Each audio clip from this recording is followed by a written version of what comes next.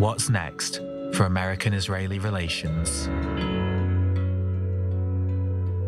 Okay, gentlemen, let's get to it. What's next for U.S.-Israel relations? As always, we'll begin with a quick fire round, 30 seconds each to lay out your initial stance on the matter, and we'll pick it up from there. So, Joel Rubin, please take the lead. Your 30 seconds are on. Well, what's next right now is the ball's in Bibi's court. Does Bibi Netanyahu want to have an agreement with the opposition of Israel to bring consensus to Israel so that it lives up to its democratic values? Or does he want to go the way of Turkey and Poland and Hungary and move Israel into that of authoritarian regimes? It's really up to him. President of the United States, Joe Biden, standing up for Israeli democracy, standing up for Israeli security, and speaking truth that the Israeli people themselves know, as we've seen from the protests over the last several months. Josh Hasten, your take?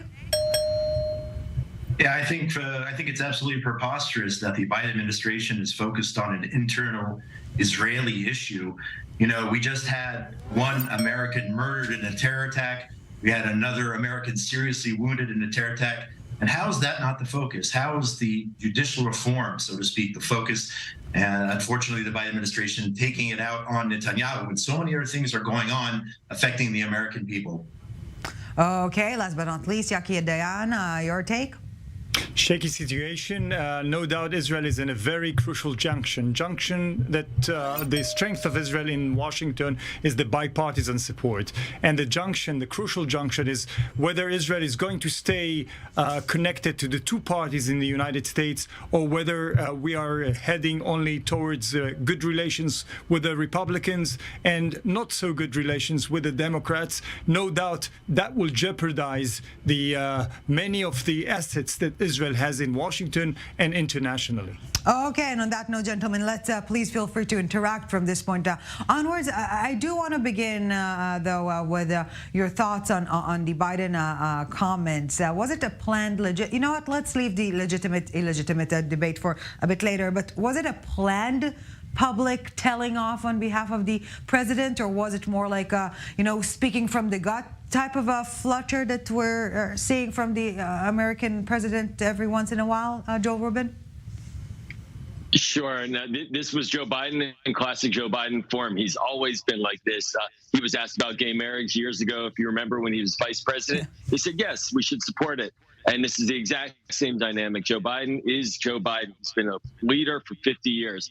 But clearly, he has been talking about this behind the scenes with his team. He's spoken to Prime Minister Netanyahu multiple times over the past several months. He understands the issue intimately, better than any president in the history of the United States, frankly, in terms of being engaged with Israel, going back to Golda Meir. So he spoke truth. This is what he thinks. He doesn't want to have Prime Minister Netanyahu visiting the United States until he gets his own house in order domestically. The U.S. didn't create this crisis. This is Prime Minister Netanyahu's self-generated crisis on Israeli democracy. The United States is not imposing anything. The United States is watching it, and out of concern for our close ally and dear friend, the President of the United States is standing in and saying, you all need to resolve this. And that's the most important part of our relationship right now. Yes, the U.S. not creating this crisis, as you put it, Joe Rubin, but Josh Hasten, is the U.S. overstepping the line here? Yeah, absolutely. This administration is completely overstepping the line, and they're not representing the will of the American people who are so pro-Israel. The vast majority of Americans stand with Israel, regardless of who the leader is in the United States. So the Biden administration here, look, the bottom line is there's so many other issues. You have Iran that's about to go nuclear. And this is what the Biden administration, the head of the free world, is talking about. He's talking about an internal Israeli issue, judicial reform, just literally after Netanyahu, whether you like it or not, Netanyahu decided to freeze, at least for now, temporarily, the judicial reform plan. Nevertheless, this is the focus of the most powerful nation in the world. He's completely overstepped. The media in the United States. It's not the focus. Like Thomas Friedman. It's not the focus. Cutting me off. No, we encourage interaction here. So yeah, we're encouraged. Yeah, no, that's not the focus of the United States. The media comparing Netanyahu to Putin. Give me a break. Putin is bombing innocent civilians in Ukraine, and you have top-level fighters in the U.S. This is absolutely preposterous and ridiculous. Okay, yeah. People do not believe it. So let's just be clear. This is not the focus of American policy towards Israel. But Israel, the prime minister fired the defense minister, our primary point of contact for military communications, overnight with one line because of this judicial reform. This is an internal Israeli crisis that has spilled out. So to act as if the United States has no interest in this when we provide significant security assistance to Israel and partner with Israel in confronting regional threats. We just were at 2 summits with Arab countries to deal with Palestinian terrorism. We've been supporting the Abraham Accords. That is the agenda of the United States. But this issue, Israeli democracy, creating the uncertainty that we're witnessing in the streets of Tel Aviv, in the prime minister's office, that can't be ignored by the president of the United States. Yeah, a former diplomat, always a diplomat. Yaki Dayan, chime in, please. No, I wanted to say that we have to take into consideration that that's the first time that the United States is actually interfering in a very internal issue, which is not security or diplomatic. And it's not by coincidence. It is because they see this government and they see how this government is leaning towards the right.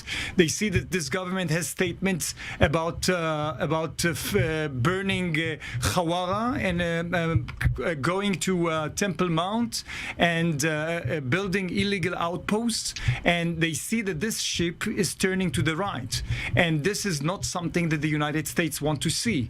And more than that, and that we have to take into account as well, is the firing of the Minister of Defense, Gallant, because he was the closest partner in the Israeli government to the United States. Only 2 ministers, him and Ron Dermer, were in speaking terms with the United States, and he was speaking about all the issues from Iran to Syria and all the security issues. And once Netanyahu decided to fire Gallant, they lost their closest ally in the government. So they see the shift towards the right, and there is a fear within the American administration that they are losing, that Israel is losing their path, and they are worried. They are worried because they know that we have extremely important issues on the agenda now, such as Iran, such as many other issues. And if this government is leaning to the right, and the statements of Netanyahu that Iran is the most important issue, and then the Abraham Accords are not really the most important issues. But Yaki Dayan, according to what you're saying, we need to call a spade and take into consideration that the White House or any administration in Washington has a political hidden agenda, so to speak, and wants to influence the administration here in Israel. And Josh, I want to go back to you. Is it? But it's not just one point. It's not a hidden political agenda. I think that it's because we have such a good and intimate strategic relations. They feel that the United States feel that they can intervene. Otherwise, it's not a political issue. It's an international issue that it's going to affect from the security issues from the Security Council to the International Criminal Court in Hague. So it's important, and we have to take into account what our best and maybe only friend in the world is saying here. Josh. The Biden administration is not respecting the Israeli democracy. Israel went to the polls back in November. Whether you like it or not, Netanyahu formed a coalition, whether it's to the United States' liking or not.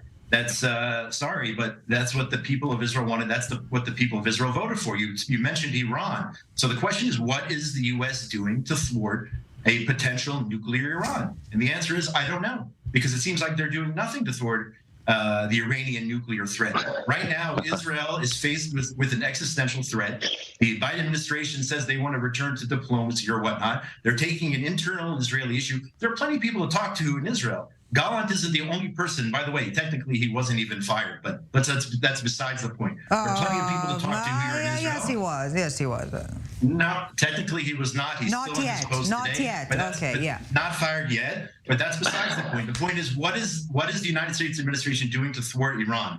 What is the United States doing to stop the pay-for-sleep program of the Palestinian Authority? You have a dead American. You have a U.S. No, but Josh, you know, it's not for nothing that in Hebrew, a state is referred to as a female. States can, multitask to deal with several items on the agenda. Joe, I can, Ellie, I can go through a whole list of things the United States is doing on Iran.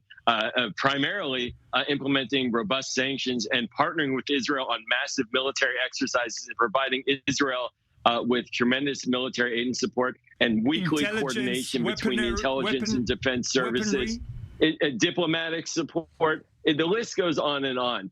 That's not the issue. And the enriched uranium, is going up and up. Uranium is going up and up and up. If Josh, if you want to debate about Iran, you can thank Donald Trump for Iran's accelerating nuclear program. It was boxed in until Trump got out of the nuclear deal. But let's move that to the Absolutely side. Not the true. reality is that the Israeli president is absolutely true, according to the International Atomic Energy Agency, which is independent.